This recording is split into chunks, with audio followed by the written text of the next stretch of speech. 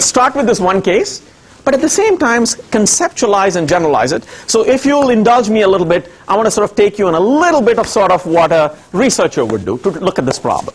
So we basically said, look, here's basically what's happening. The old products being phased out and the new products being ramped in. That's conceptually what is happening. Many times, these old and new products are being shared and produced in the same exact facilities. So imagine what is happening. Somehow, you're phasing out the old, you're preparing for the new. There is this sort of mixture of the shared facilities.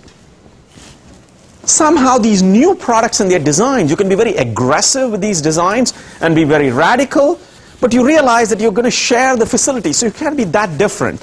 Somehow, the whole grandfathering process has to be thought through. The new product, how it is and what its utility is, etc., affects what its details are, affects the utility that customers would attribute to it. And I'll sort of, how consumers behave was not very clear. Okay? Would consumers be so enamored with being green that they would rush to buy this new product and stay away from the old? Or would they really look at their pocketbooks and say, oh, forget it, green is good, but I can't pay for it? Okay. Which, by the way, is what a lot of marketers are finding. Marketers are finding that people talk about being green, but when it comes time to spend money, well, not for $1 more. Okay. So it's not clear, and it's not clear how this will unfold. So here's basically what happened. So this is sort of there was a selling season way before that. There was a decision regarding design that had to be made by various companies. They started production ramp up.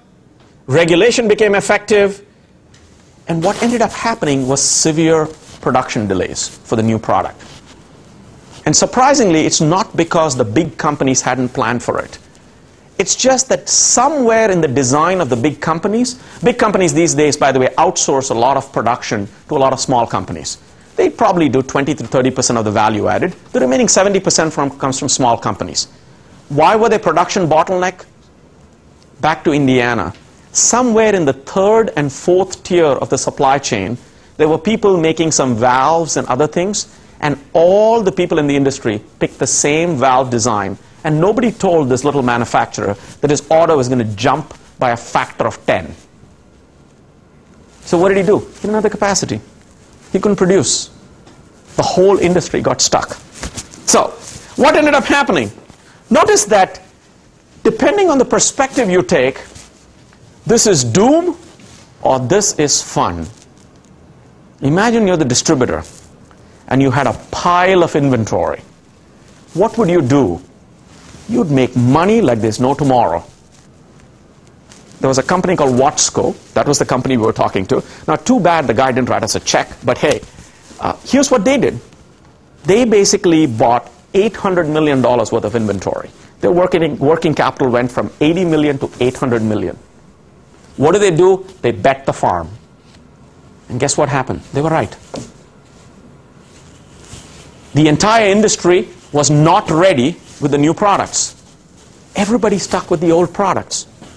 This thing was major chaos. Now imagine this being repeated over and over again. Now, in this business, one of the things to note is that individual companies had to make design choices. Because one of the things you can do is when there is a regulatory change, you can do the bare minimum and pass the regulation. Or you can really jump in and get your engineers in and do a major design. There were no government regulations. So design is sort of it's a laissez-faire. Do what you have to do. So there are many different potential design choices that could happen out there. So the kinds of questions, if you were looking at manufacturing in this setup, what are the kinds of things you would be worried about? The kinds of things you'd be worried about is, hey, I don't quite know how much of the old product I should buy. I'm not quite sure how customer preferences will change. In between, of course, utilities were jumping in. Remember, they didn't want to build any new plants, so the utilities started giving special rebates to basically buy higher tier products. Finally, individual counties who had complete flexibility to issue occupancy permits, they started saying, okay, I know it's legal to have this product, but I won't give you an occupancy permit. Las Vegas, for example, magically decided that counties in Las Vegas would not get a permit unless you immediately adhered to the new standard. In other words, it was free for all. The one thing that would be known, so now think about this happening. If you're in the business of forecasting and manufacturing and you have physical goods, this is in some sense a nightmare. This is, if you're a distributor, a wonderful proposition. Pick your poison. Okay. One thing is for sure, this is a stimulus. It doesn't require money. This regulation and its impact is a stimulus. So, a couple of quick things. What are your decisions? For manufacturers, here are a few decisions. What design should I offer? Could I have some delays in ramp up and delivery? How could I continue to produce the old products and the new products in my system? So some things for manufacturers. For distributors, how much of the old product should I stock up before the production shuts down? How will consumer preferences change, and how might they be influenced by all the incentives being provided by utilities, incentives provide, things that the government is doing, etc. In fact, what will specific counties do? Will they all move in one or the other direction? Remember, every county which issues a building permit got to choose what it wants to do. They could just decide, hey, it's clear to me that the federal government's law is not kicked in, but I could change mine. Completely independent. Just a few couple of pictures. So what you might expect. So this is just pure intuition. There's a lot of detail that I'll spare you. It's late at night. So imagine that the design improves. What do you expect will happen?